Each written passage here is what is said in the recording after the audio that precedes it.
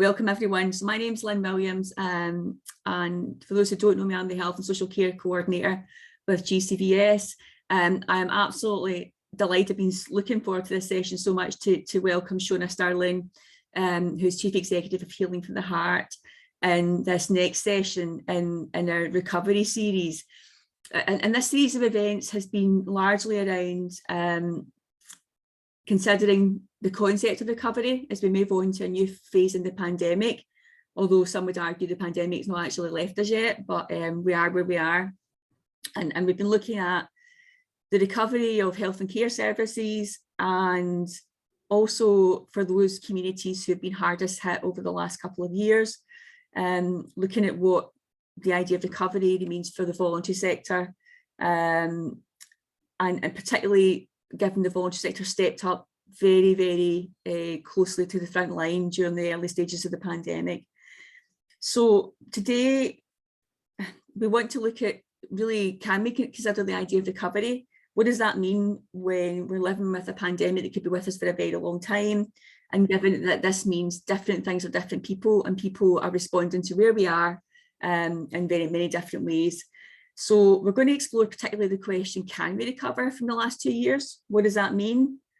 As we live in a world where we're facing multiple crises at the one time and multiple pressures in our lives, and how do we move on from all we've experienced over the last couple of years?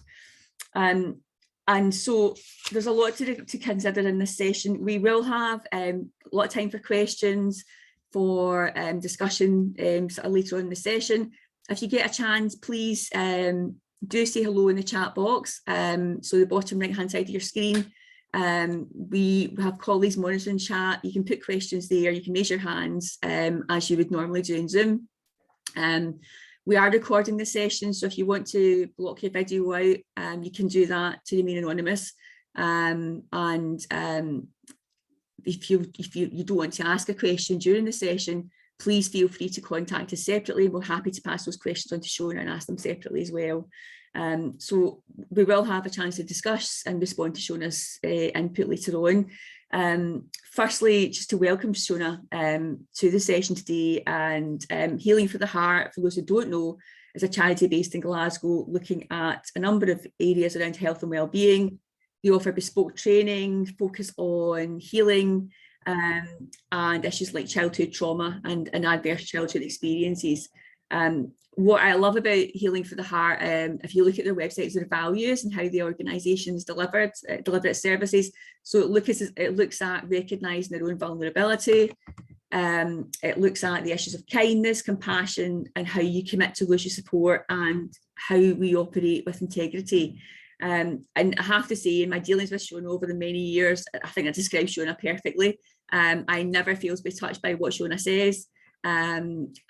I think your compassion shines through, Shona. So I'm really looking forward to this session with you today. What I think strikes me about Healing for the Heart is it's a small team with massive impact. And I think that's really how you describe the third sector, really, is the impact we have in people's lives. So over to Shona. Delighted to have you here, and just to hear what you're going to say. So welcome, Shona, and thank you. Thank you. That was quite a big build up, so I hope people aren't going to be really disappointed now. I really want to just share some of my thoughts with you. The intention with this is to share some thoughts with you that actually starts to provoke a conversation. So that's what I'm all about. So they are my thoughts. You don't need to necessarily agree with them. A lot of them are underpinned by some of the research that's around, but they certainly are my thoughts. If you're quickly Googling Healing for the Heart and going onto the website to see who we are just now, please check back tomorrow or Thursday. The new website's going up tomorrow or Thursday, so there's a brand new website. The live date should be tomorrow, so long as all the research. Without further ado, let me share my screen with you so that you can see my PowerPoint. Here we go. So daisy, wait. There we go. Okay, so we're thinking the title is Recovery Possible? And I want to take some time just to reflect on some of the stuff that we've seen in the pandemic. Now, lots of the stuff that I would be reflecting on really is to do with our mental health and well-being. we're thinking very much about a wellbeing agenda and what that looks like. If you don't already know, we have a big counselling and psychotherapy service here. It's actually the biggest part of what we do here.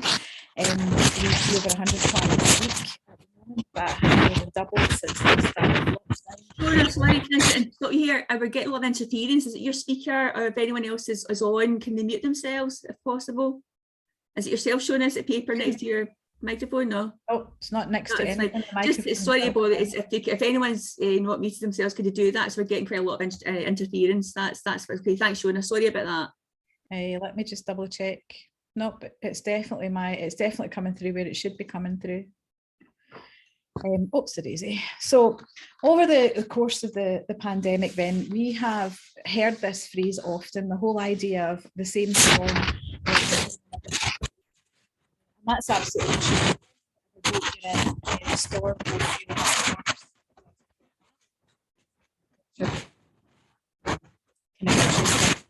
give you something visual to focus on there.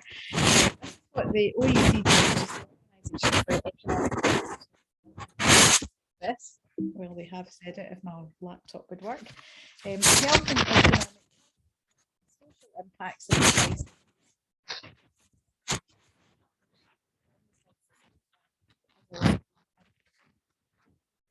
That statement, I thought actually it's not just countries that's the case for. Actually, that's the case across our culture, across our communities, across our individual country, and actually across our organisations as well.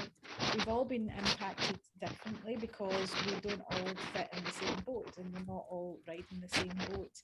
The same storm, but not the same boat. I know that for many of us in third sector organisations, actually the pandemic financially was actually kind to us because there was lots of funding available in terms of the community stuff that we're doing. Any of us who are kind of in that sphere and looking at funding now will know that that's not necessarily the case now. And so same storm, but a different boat. And really, as we've thought about the pandemic, a lot of the work that we do, both with individuals and with organisations, is round about trauma. We are an organisation that works with people, as Lynn's already said, looking at childhood trauma. Many of our clients that are in the counselling service, that's why they come to us, because we provide longer term support for them, and because we do have a trained staff that are trained in trauma approaches in terms of working with mental health issues or wellbeing issues. And as we've thought about the pandemic, we've actually thought about it as a collective trauma, because that's really what it's been. Everybody has experienced it, and it's the same with any kind of trauma. It's the same, it might be the same conditions that are happening round about, but actually people experience it in a very different way. There are things though that are fairly consistent in terms of trauma, and I want to just dip into these really quickly so that because this will tie in with some of the things I want to say later on. So with trauma, particularly with complex trauma or relational trauma that has gone on, but with single incident trauma as well. So if you hadn't heard the terms before, we talk about complex trauma as a number of things that happen, usually to do or most commonly to do with abuse and neglect. So actually they're things that happen over a period of time and they damage relationships. It's a relational trauma.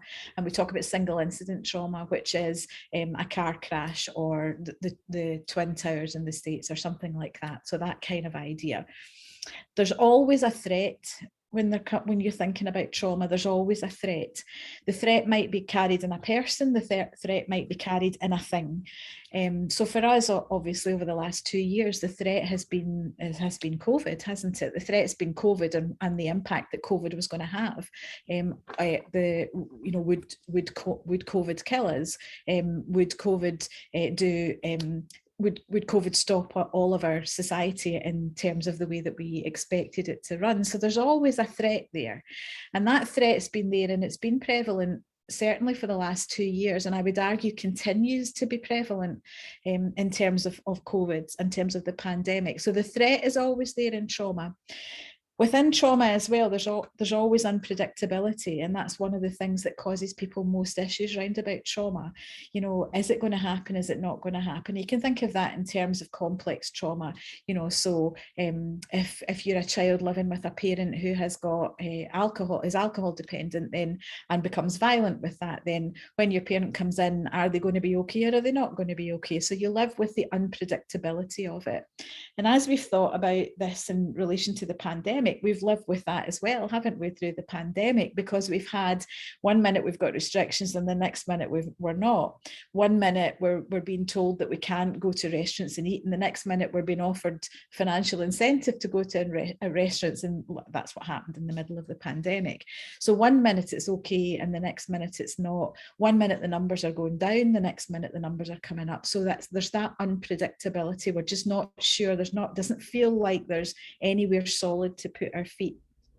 And then disconnection is a huge thing in trauma. We disconnect from ourselves, we disconnect from others, and we disconnect from the world beyond, the world in general. And really, the pandemic has fostered disconnection, hasn't it? For many of us, we disconnected from ourselves because we spent so much time with ourselves that becomes scary, because when we spend a lot of time with ourselves, the stuff that's inside that we haven't dealt with starts to come up. And so we disconnect from that to protect ourselves. We disconnect from other people because in actual fact other people maybe aren't safe anymore, because can we catch the virus from them? I know my mother-in-law for the whole of the pandemic wouldn't see anybody and wouldn't let anybody into the house, and completely disconnected from everything. And she was actually quite a sociable woman before then. So we disconnect in order to keep ourselves safe. And then that disconnection from the world as well, actually just feeling overwhelmed and not wanting to entertain any of this, almost like pushing the news away. I don't want to hear it. I don't want to see it. And even beyond that. So disconnection is a big thing in trauma as well. And the last one I want to mention in relation to trauma is that trauma causes pain. It causes emotional pain, and we will try and medicate pain. That's what we all do. Nobody wants pain. Nobody wants to feel pain. And so whether we take paracetamol for a headache, or whether we eat chocolate and drink wine because we've had a bad day, we're medicating pain. And of course, those of us working in communities know that many people over the course of the pandemic, the increase in issues with alcohol or issues with drugs have increased over the pandemic. And actually people are simply trying to medicate the pain. It's painful, the emotional pain is there, sometimes the physical pain is there as well that goes with the emotional pain. And so we try to medicate it in some way, shape or form. And if you pause for a minute and think, you know, if you think about that as an individual thing for individuals, families, communities, but then you can scale it up and you can see how our decision-making processes within local or central government actually start to be influenced by some of these things. Because remember, all of these people who are making the decisions are also living in the middle of the pandemic, and they're dealing with all of this as well. You know, so in a sense, you might suggest that they're all over the place as well and being affected by some of these trauma reactions that they may have. That said, people have had very different reactions to the pandemic, and that's been something that we've been really fascinated with, listening to our staff, but also listening to our clients who come in and out, and our service users, the folks who use our group work. People have had lots of different reactions, which has been really, really fascinating. And that's actually the huge thing about trauma of any kind. People have different reactions to it.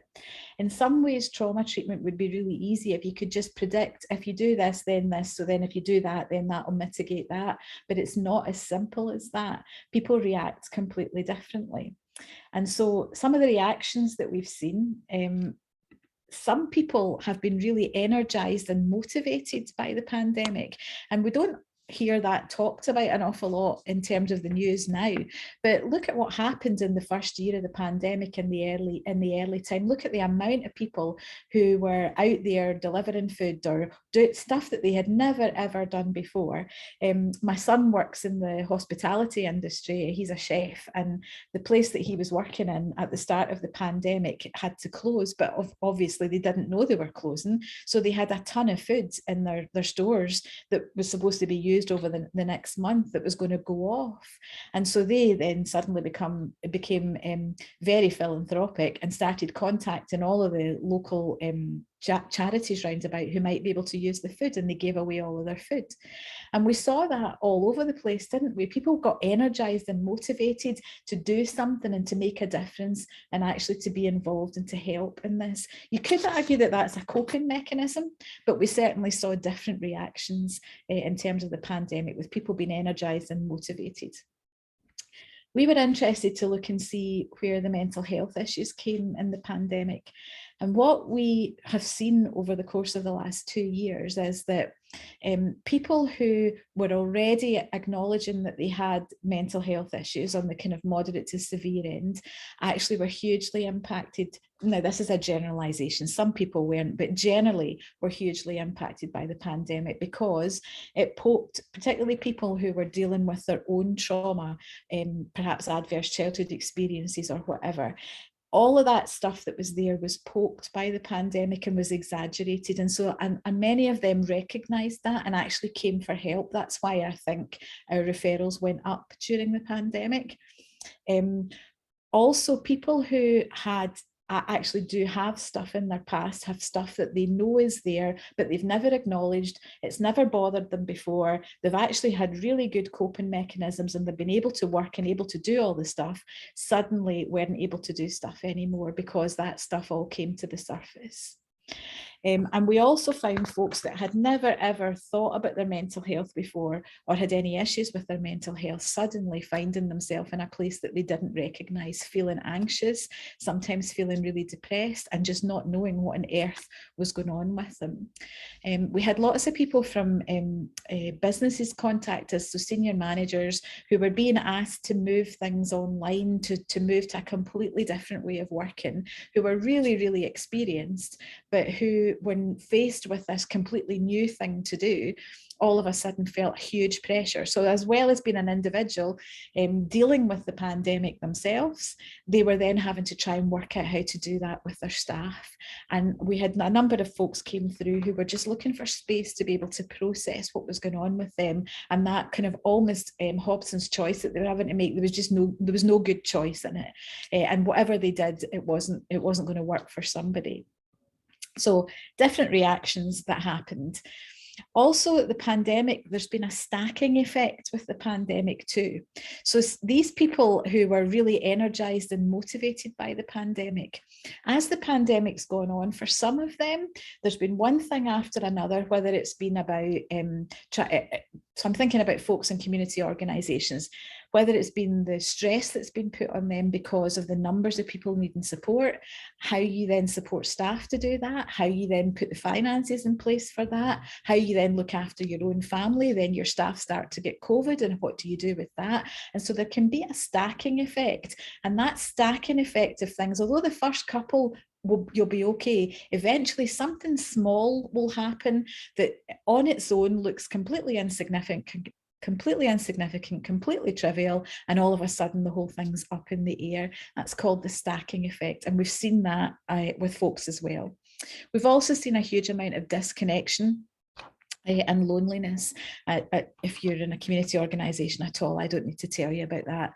That's caused major issues for people in terms of their well-being. And there are a number of people now who are not sure how to move back into relationship again, because actually they don't know how to trust people again, because they've been devoid of that contact for such a long time. So disconnection and loneliness we've seen have a huge impact on well-being.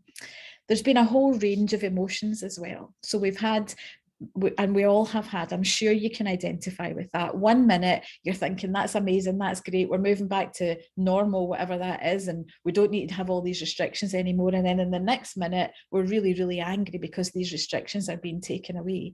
And how safe are we if those restrictions go? So there's been a whole gambit of emotions for people. And for some folk, that's been really hard, because it's actually been one of the first times that they've felt this huge swing of emotion. As I said to you, our numbers, particularly in our counselling service, have more than doubled over the course of the pandemic.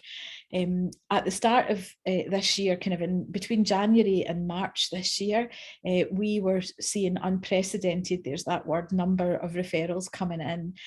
We'd never seen the numbers we were getting in, and there was the service, we were worried the counselling service here would buckle under it because of the numbers that were coming through. And then all of a sudden, towards the middle of March, it was like somebody turned a tap off. And we've been interested to work out why that is. And we think that it's due to this. So we think it's due to Maslow's triangle. So at the start of the pandemic, when the threat's there, everybody's focusing on basic needs. People are just trying to survive.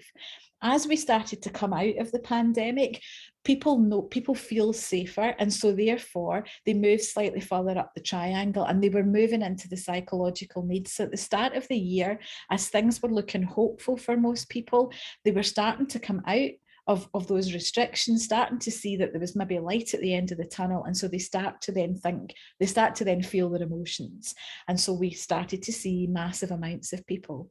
But then if you think about what happened towards the end of February, beginning of March, we had the energy crisis started to hit, we had the cost of living crisis hit, with the war in Ukraine suddenly appeared, and all of a sudden people are right back down again into basic needs. We're trying to survive, we're trying to work out how to survive. And we watch our referrals to the services here ebb and flow depending on where people are at, as far as the community is concerned, as far as their place on Maslow's triangle. That's what we think that we're seeing. Obviously, these are, it's anecdotal, and there's not enough evidence to say this is definitely what it is, but certainly our referrals seem to be mirroring what's going on within the community and within the country in general. That question then about recovery. Is it possible to recover from the pandemic? That word recovery is most often used in relation to alcohol, drugs, and now it's about mental health. And it's the idea that the thing that impacted you doesn't impact you anymore. The thing that was dominating life, or the thing that was causing some sort of major issue, actually doesn't have any hold anymore. And I kind of struggle with that, as kind of Lynn's alluded to already, with the pandemic. And I actually struggled with it in terms of mental health as well. I've lost count of the number of people who talk to me about having recovered from mental health. We don't recover from mental health. We've all got mental health. You wouldn't ever say I've recovered from my physical health. We improve our physical health, and we do things to make sure, in actual fact, we're as resilient as we possibly can be to injury or to illness or anything else. But we talk about recovering from our mental health. And so I suppose for us, the agenda for us now is about, should we really be thinking about recovering from issues that have impacted our mental health, or should we actually be thinking about what well-being and resilience look like?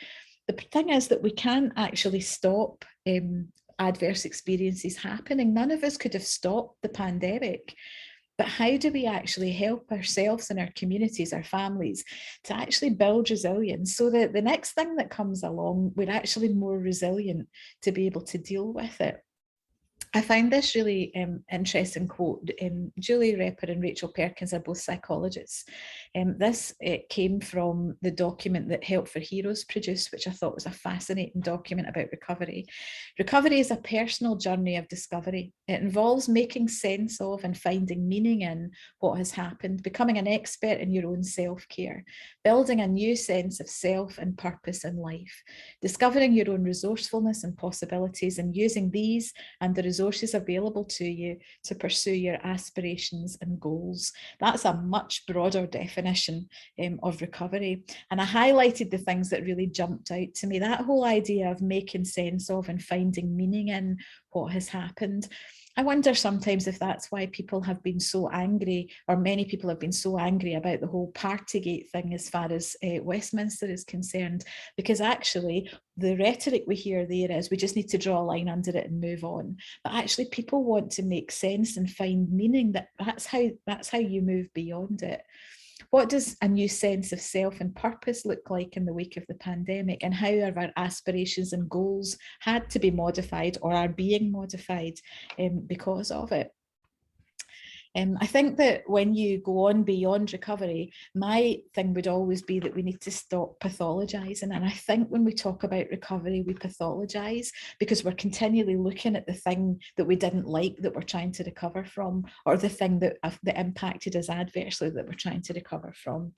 And I think for the reasons I've started to say already, we all have mental health. So we're not recovering from our mental health. We're improving our mental health. We're making our mental health the best it can be.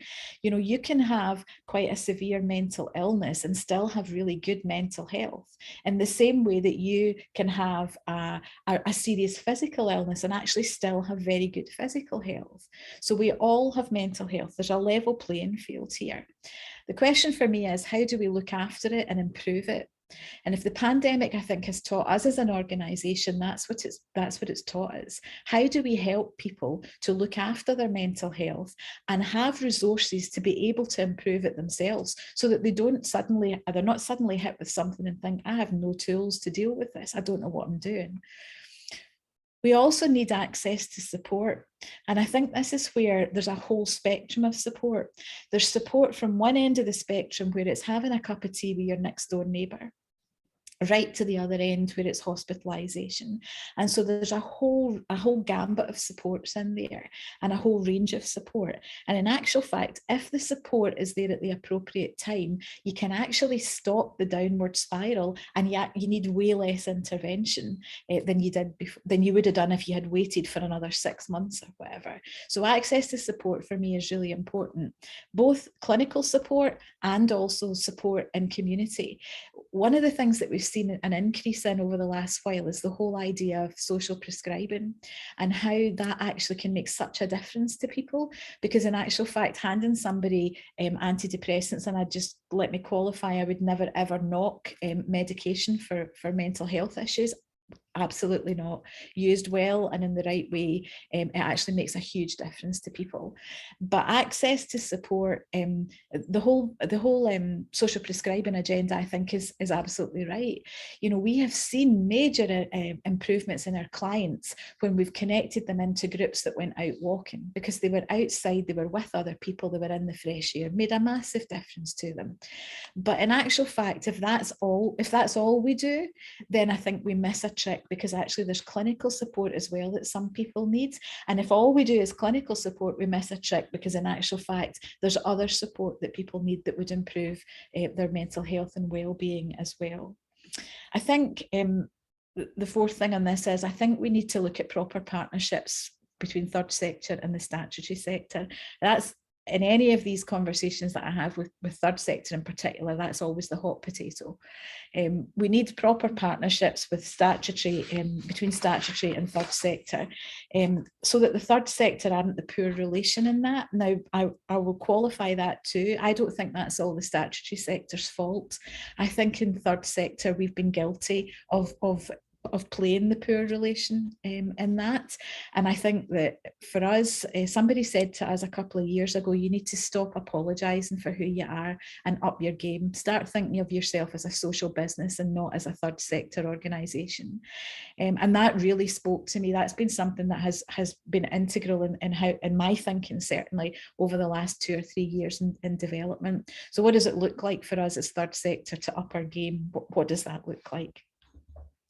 And I realise so this is intentionally provocative, because if we provoke, then we get discussion. So I want to show you this, because this is really important, and it actually kind of summarises where we've been with the pandemic and why the whole idea of well-being is important. Some of you might have seen this before. The tram lines are the window of tolerance, or the zone. You can call it the zone. And where the best place to be is inside your zone, inside these lines, the tram lines, the window of tolerance. Life goes along, and life kind of jogs along. Down beneath the window of tolerance, down beneath the bottom line is the hypo place, and up above it is the hyper place. Did that just come on? Yes.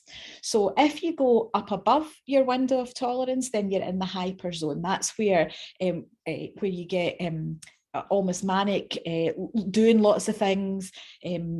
Sometimes anger is up there as well. So real high energy stuff. And the hypo place is the place where you're shut down. So the depression tends to be down there, where you don't want to see anybody or anything else. And so if you think about life just jogs along. And really, if you can keep life in those tram lines, then you'll never go above your threshold. You'll never go below your threshold. You'll sit somewhere in those tram lines all the time. You'll sit somewhere comfortably in your window of tolerance. The thing is that things affect this window of tolerance. So the space here is quite big, and that's all good. But if the space in your window of tolerance isn't so big, so there's a smaller window of tolerance, and things that shrink our window of tolerance are adverse experiences, things like the pandemic, losing your job, relationship issues, they all shrink the window of tolerance. There are things that will widen your window of tolerance, but there are things that shrink it. And so if your window of tolerance is shrunk, there's the same lifeline between the hypo and the hyper. There's the same lifeline, and you can see what it does. That same life actually is outside of that window. It's either in hyper or hypo much of the time. And that's the thing. What we want to be helping people do is to put strategies in place that widen that window, so that when those adverse things come along, they stay within the tram lines. What widens the window? Well, hope widens the window. You know, if you watch any news at the moment or look at any news websites, hope's not in great supply at the minute. The news, Hope doesn't often sell news, unless it's something like Captain Sir Tom. It doesn't sell news because people want to know the nitty-gritty of what's going on, and we have an insatiable appetite for that stuff. But actually, hope is something that builds resilience. Over the last 2 years, sometimes it's been hard to find hope because of things that have been happening with us personally, things that have been happening in our communities, and things that are happening in our world. So I think there's a question for us, not just as third sector, just as people in communities, there's a question for us about how you help people to find hope again, because hope will widen that window of tolerance. Control also starts to widen that window of tolerance, because in actual fact, trauma takes away our control. We lose control, and we did all lose control over the last couple of years when we couldn't do what we normally would choose to do. We couldn't go out, we couldn't be here or there or see whoever we wanted to see. So we lost that control. So how do we help people to take control again? Not in an unhelpful way, but actually in a helpful way. What does self-directed well-being look like for people? How do we help people to do that? How do we help people to have choice and control in the middle of that? And the last one is about opportunity. You know, so many people over the course of the pandemic, opportunities seem to disappear for a lot of people, because a lot of the things that folks were involved with didn't exist anymore. And actually that's left lots of folks sitting looking at the expanse of the future, wondering what on earth to do. And so how do we help people to find opportunity again? What does that look like? I think the third sector is hugely well positioned to be able to do all of those things, because hope is encouraged in people through relationship, and that's what we do really well. We're really good at giving people choice. We tend not to try and force people into doing things, and we've got amazing opportunities for people to come and partner with us and do this stuff. So I think as third sector, we're positioned incredibly well to do that. I would just tag back into the whole partnership with statutory sector, because actually I think third sector can only do that really well if we're working in partnership with the people who bring the other skills and the other supports in as well. That's me. Park it there, and we can chat, or we can whatever. Cheers, Shona, that's fine. If you just unshare your screen, that's amazing. Thank you so much. That was, in amongst all that, my own wee mad situation was coming as the dish nurse appeared about 5 minutes ago to do my husband's blood, so I'm madly running between this room and that room. So welcome to the world of multitasking and multiple crises in one go. So that was fabulous. Thank you so much, Shona. I think we'll probably move straight into questions, but I just will wait for people to put their hands up, anything they want to ask yourself. I guess a couple of things that struck me were that kind of window of tolerance, and the notion of people having resilience and coping mechanisms. And do you think there's a point where people, given all that's happening just now, Shona, that there's a point where people don't have the ability to cope, or there's a level where the people say enough is enough? And I guess that question applies to the voluntary sector as well, because the sector itself, as you alluded to, has been has gone through a really tough time over the last couple of years, and as we face the cost of living crisis again, we're not even having a chance to sit back and take a breath, I think, and for me that's an issue. Yeah. So how can we keep going? I mean, how would you respond to that? I think that the window of tolerance is a really interesting one. So we use the window of tolerance with individuals, obviously with that lifeline that goes along. But I was thinking about it earlier on today, and I was thinking it actually works for organisations as well. You know, so perhaps for us in third sector, our window of tolerance has become really, really narrow again, because of all of the various stresses that we've had over the course of the last 2 years, and that we continue to have. So our window in third sector is probably quite narrow, and so therefore, as the life of your third sector organisation jogs along, it's probably outside of that window more often than it's not. So some days you're like, I can't do this anymore, take this away, so you're in the hypo place. And other days you're like, right, we are going to do this because nobody's beating us, and you're in the hypo place again. And so what does it look like for your organisation? What do you need to put in there to widen that window? So for us as an organisation, we have just advertised a new post because we came to the conclusion that for us to widen the window, to actually give us a wider window of tolerance, we actually needed another member of staff. Now, that we don't have funding in place for that member of staff. And as our board has taken the risk, because in actual fact, if they don't take that risk, there's another risk that they take, and that's in terms of the capacity of the organisation. So that's what we've done. But there'll be lots of different things. You know, the hybrid working thing, I think, has been very difficult for organisations, for third sector as well. And I think that narrows your window as well. So what does it look like? How do you invest in those connections in order to open your window again? What does that look like? The finance thing, I don't have, you know, I'm in the same boat as everybody else. I don't have answers to the finance thing either.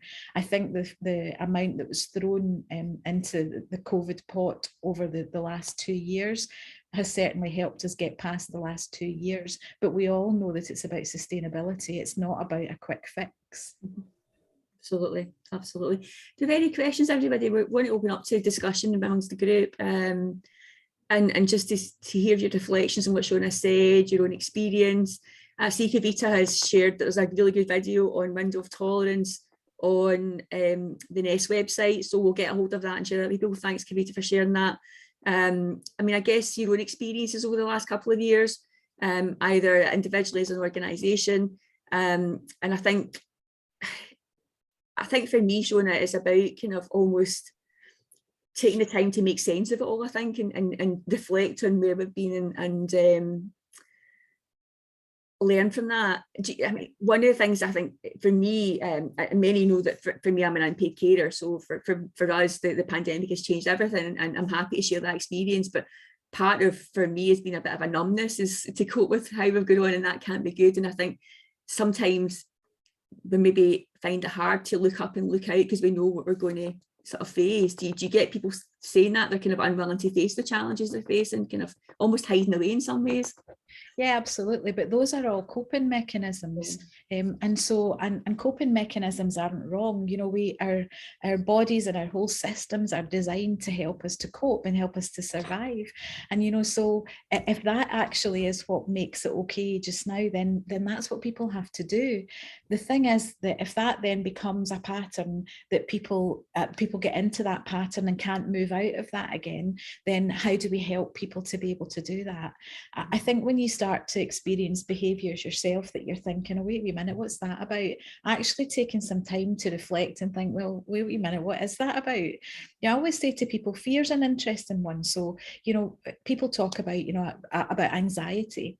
And we see a lot of people through the service here that come with chronic anxiety. And I usually say to people, so see if you look around, is there anything to be anxious about? Because actually, if there is, you're right to be anxious.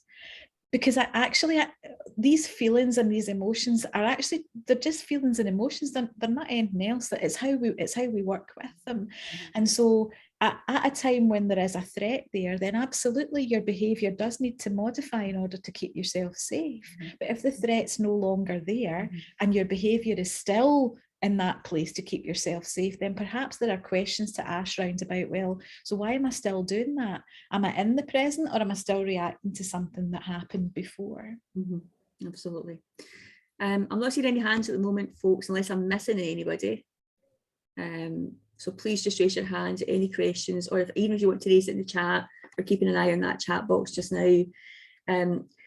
I think when I was thinking about this session, Shona, before we met today and sat, it was reflecting on the last 2 years. What do you think is the biggest lesson from the pandemic, in terms of personally, but also just for you as an organisation? And I guess a kind of a sub question to that is, as a city, Glasgow faces a lot of challenges, as you know, in many different ways. See June's raised her hands, we'll get to June later, thanks. But just, what do you think, where do you think we are as a city, and how do we move on collectively, given where we've been over the last couple of years, and where obviously Glasgow is heading? We're facing more challenges as we move on. Yeah, so I think as far as us as an organisation are concerned, I think the biggest thing that we've learned is about the connection and the disconnection thing, and the impact that that's had on people, not just on our clients, but on our staff as well. We worked hard over the pandemic to create connecting spaces for staff so that we could actually continue to connect, and people weren't feeling like they were isolated and just working on their own. And we've continued to do that since we've come back. The connection thing, I think I don't think I could overemphasize the issues that the disconnection has brought in terms of people's well-being. So I think that's the biggest thing, and it's potentially not something that we would have suggested right at the very start, but that definitely seems to have been the single biggest thing in terms of people's well-being and their ability to be able to cope. As far as where Glasgow's at, I think it's actually really difficult to tell at the moment. I'm watching rental space, so we continually look for space, and I'm watching the cost of the city centre rentals come down, which I think is really interesting. And I wonder what opportunity there is for third sector in the midst of all of that. Third sector have tended to be, and forgive me if this is not your experience of third sector, but third sector have tended to be in the hut out the back, somewhere where it was really cheap and we didn't really have very much or anything else. And the space that we're in just now in the middle of the city centre, it's space that if you told us we would be here 2 years ago, I would have laughed at you. But actually I wonder if there's opportunity in that for us.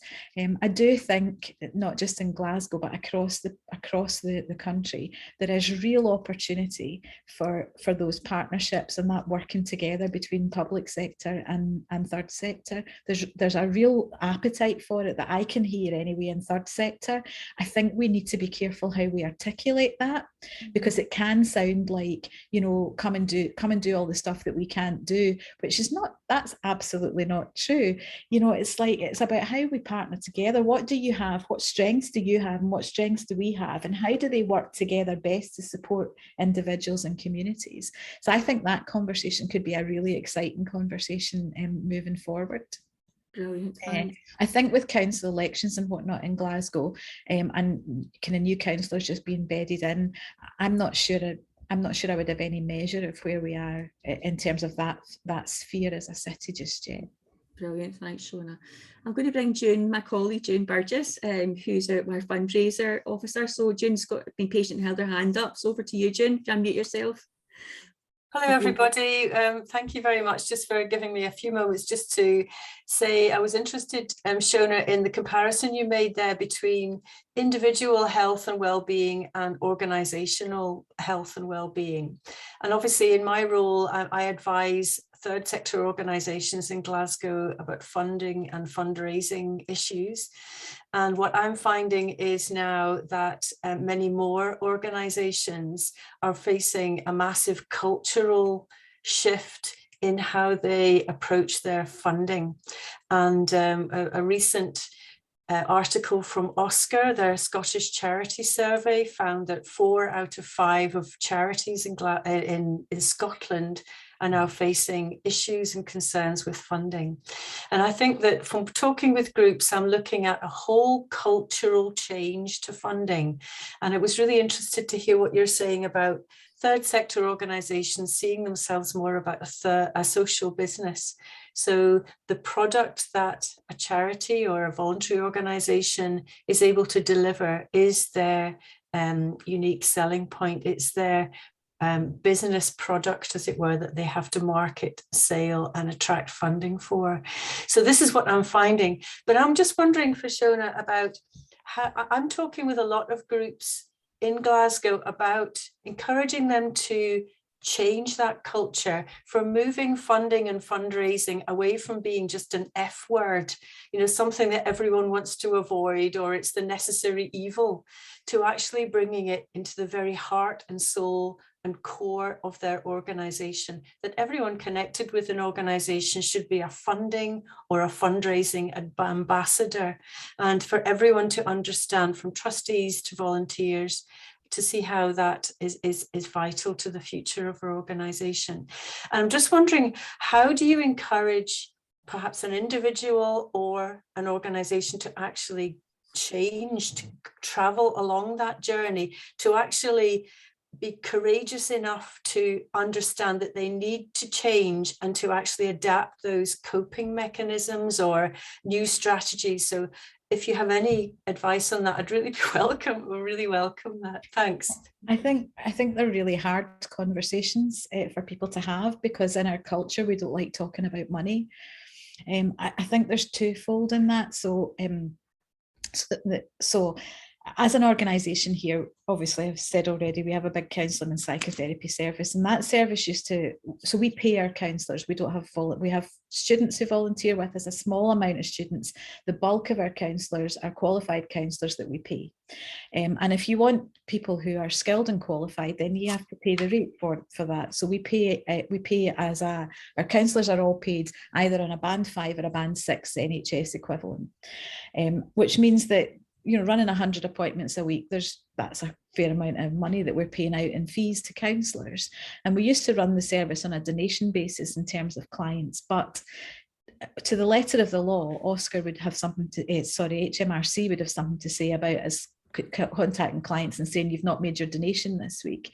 And so we decided to move to a contribution-based service. And so we have a sliding scale of contribution that goes all the way from, I don't know what it is, £50 an hour, I think it goes all the way down to £5 an hour. And anything in between. And we used to still be chasing people up. And so we have spoken to our counsellors and said, look, here's the deal here. You guys actually need to chase your clients up for this, because at the end of the day, if we can't sustain the service, so we painted the picture of what difference that would make to the service, and our counsellors have absolutely stepped up. But we also put things in place to make it easy, so we set up Zettle so that people could pay by card, and it meant that, and we showed our counsellors how to use that, and there was a great celebration when everybody managed to use it for the first time and didn't make a mistake with it, and that has increased our contribution in terms of our counselling service. I think we also have conversations as a staff now, and we see fundraising and finance. So I would even use it the broad finance thing rather than just the fundraising thing. We see that as key to helping the mission of the charity. So the finance resources the mission of the charity. It's not that the charity's mission should be it's a case of, right, we're doing this and you need to raise this much money. It's about how the finance actually resources what we do.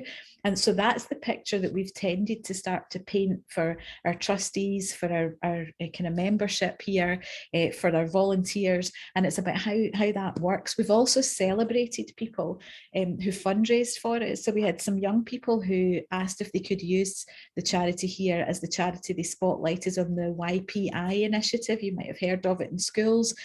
So young people have to find a charity, research it, they present on it, and the winning group of young people win so much for their charity.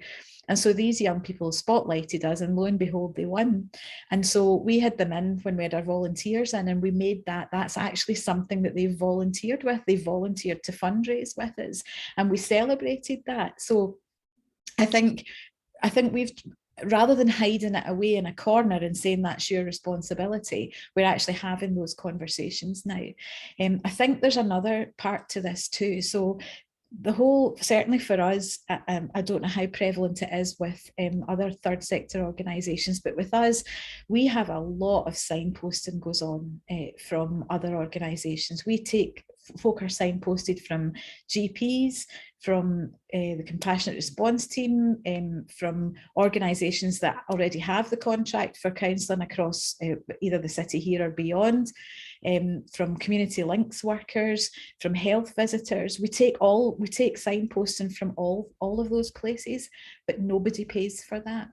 So when the client comes, we're still having that conversation now. I actually think that's wrong. So I think we can actually provide a service, and I'm sure you guys can as well, that for the NHS or for statutory sector, we can actually do it really efficiently for a lot less cost, because we have a lot less bureaucracy and we can be light on our feet. But we need to have that conversation. It's not realistic. We've had a guy in business doing some work with us. And when I said this to him, he's like, no, wait a wee minute. He said, you've got people referring folks into you and nobody's paying for it. He said, that's not a sustainable business model. And I'm thinking, no, you're absolutely right. It's not a sustainable business model. But who do we have that conversation with? Because certainly for us, we don't have a route in to have a conversation there. So I just keep banging on about it wherever I am, and hopefully somebody somewhere will hear it at some point. But you'll be exactly the same. I'm assuming lots of your organisations will take referrals, or they're not referrals, because if they were referrals, they would have to be invoiced for them. You will take signposting from lots of places. Why are we not sharing the resources around? And I don't have an answer to that. Maybe somebody here does. June, do you have a question? It was just to say, thank you, Shona, that was really helpful. But I think that from talking to some organisations, it's like they're stuck in the funding model of 10 years ago, where they were passive receivers of donations or of grants, and now they're having to change and move into that business model. And it's like drip by drip, encouraging them, coaching them, showing them examples, trying to make them move. But I find that some organizations are finding it really difficult to change, really difficult to move. So I think it's just, maybe for me, I think it's just a continuing on with that encouragement and support, giving practical examples, showcasing organizations like Healing for the Heart and funding models like that, and to encourage groups along that line. So it's maybe in a little bit, not even maybe slight comparison with personal counselling, but it's that long period of engagement and that constant encouragement for change and to become healthier as an organisation. Yeah. So thank you very much, Shona. I think there's also something about who we tap into as well. I know over the last couple of years, I've read more and listened more to stuff from the business world than I have from the charity world. And that's been really, really helpful to start to try and think like somebody who's trying to build a business rather than somebody who's heading up a charity. That's been hugely helpful. And anybody that offers me support, so we've had the Cranfield Trust have supported us with the business mentor, and I'll take anything that anybody's offering that can actually help us to move forward in that. So there are a number of organisations out there who will partner your senior staff with a leader from business to actually start to look, and they're great because they ask really, really searching questions that make you think. Mm-hmm. Brilliant, thank you. Thanks both. That was fascinating. I've just got a kind of comment here from Tracy, maybe a question. It really is linked, I guess, to the discussion we've had about partnerships, about how do we change how we work, and how sometimes the sector maybe doesn't do itself a number of favours, Shona. And she raises a question about how do we get across the message that working in partnership across sectors is actually beneficial, because actually, if you look at where we are in the city, the issues around inequality, we're all actually trying to achieve the same goals. so how do we get that message across? And I guess for me, a sub question would be, if we are looking to work together collectively better, what are the priorities for us doing that as we move forward and we look ahead? We are having to move forward whether we like to or not, and we're living in difficult times, but how do we get the message across that partnership working is beneficial, and what would those priorities for partnership perhaps be? I think that's a massive question, and I think that tied into any solution to some of the stuff that question hints at is actually about culture change, and culture change is a very long, slow process. While we have a culture where there's an expectation of or where there's an expectation of power, or where there's power and control involved, then I'm not sure that we ever get to the place where you've got true partnership, because somebody's got to be in charge, somebody's got to be in control. And I think in a culture where, that's the culture that we live in, where because I'm in this particular role and I'm doing this particular thing, that I have the power to do X, Y, and Z. I think that's where we run into the difficulty.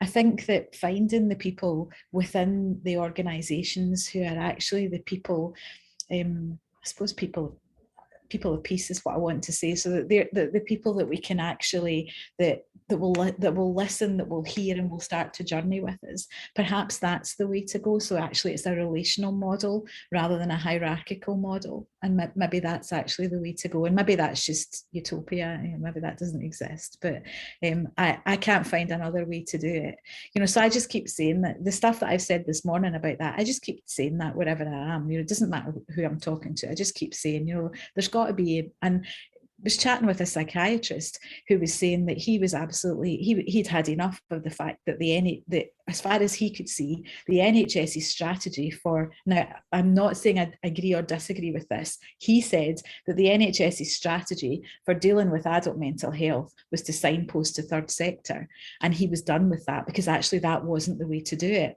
He's an absolute advocate of third sector, and he's saying, but you cannot lump all the problems, all the difficult stuff onto third sector. All you'll do is buckle them. He said you actually need to be working together to do this, to support people, and that was somebody in, within NHS for us. So it's those people that I want to hang out with, because actually at some point that will permeate, but it's culture change. Absolutely. Thank you. Kavita, I hope I'm saying your name properly. If not, forgive me. That's fine. Patiently with your hand hanging up, so please go ahead and ask your question. Thank you. And I'm conscious of time, so I won't talk for too long. But just kind of to echo what Shona was saying, so I'm working as a trauma-informed coordinator at Quarriers, and I think that's kind of the journey we're embarking on in terms of that culture change, and it's not going to be an overnight light switch, but just really looking at making things more of a relationship-based culture. Mm-hmm. And I think just very conscious that, trauma-informed and well-being and all of these things are very on vogue and trendy, and a lot of organisations kind of sign up to it, but it doesn't really get embedded or put properly into practice. It's a bit of training, everyone does the training, sticks the badge on, but nothing really changes. So yeah, I think, but I'm encouraged. I think that there are, I do believe Quarriers are, and I'm sure there are other third sector organisations who have recognised that this is something it's really needs to change in the culture. It's not just about a bit of training. Mm-hmm. And I think, well, hopefully positively that is happening, but as you say, it's a bit of it'll be a slow process, but I think it is happening, and I think that's where we'll see that real shift. Mm-hmm. Hopefully. Yep. Brilliant, thanks, Kavita. I guess we're just about winding up, guys. I've just turned 11 o'clock. I know we'd started a wee bit later. I guess for me, Shona, thanks everyone for your input. There's been some really big questions. I don't think we can answer them all, sadly. But I guess a final thing, Shona, in terms of finishing up, is where we are just now. What does hope look like, do you think, for people? What do we need to look for, or what do we need to do to create hope at a time where it's hard to find that? So I think one of the things that we've talked about lots here is about changing the narrative. So anytime we hear about mental health and well-being on the television, on the news or in the newspapers or whatever, it's always in a pathological place. So it's always about how there's going to be a mental health crisis amongst young people, and this is only going to get worse. And mental health is the thing that suffered most during the pandemic. We need to start telling the stories of resilience. We need to start saying to people, look how well you've done. Isn't that amazing? Look, you were there and now you're here. We actually need to start having that narrative and having those conversations rather than continually telling people that they're going to have a problem with their mental health, because it becomes a self-fulfilling prophecy. That, you know, so people then see things where it's not. And I think also, you know, in terms of hope, particularly amongst our young people, we actually need to start helping our young people understand that there are things that are just normal. It's normal to have a bad day. That's okay. And sometimes our adult population needs to hear that too. You know, that's okay. It's normal. You're not chronically depressed. You know, it's normal for things to happen. It's okay. You can bounce back. And that's why I think for us, it has to be a well-being and resilience agenda rather than a let's fix the thing that's the problem. It has to be a how do we give you these tools so that in actual fact, you look at the world and you think that's a scary thing, but do you know what, I did this last week and I did that the week before, so I'm going to use the same strategies to be able to deal with this. Brilliant. No, that's a really positive note to finish on, I think, Shona. If you'd like to, I think in reflection, I just think there's so much there that we all can take away, Shona, in terms of organisationally and how we make ourselves more resilient, but also individually as well.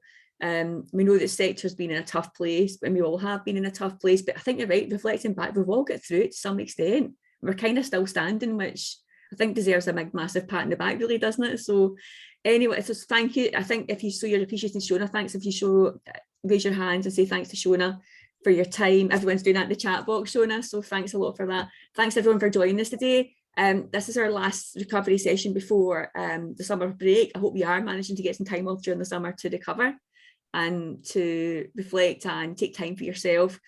Our next session is in August we focus on older people, and that will be with Glasgow's Golden Generation, the Senior Centre. So thanks to everyone for joining us today for the questions. Apologies for the technical issues at the start. We think it might have been your microphone, Shona, so we might come back to you on that. We'll let you know. These things happen. It's the joy of technology online. So have a good day, everyone. Thank you for your time. And go and grab a cup of tea and relax. See you later. Bye-bye.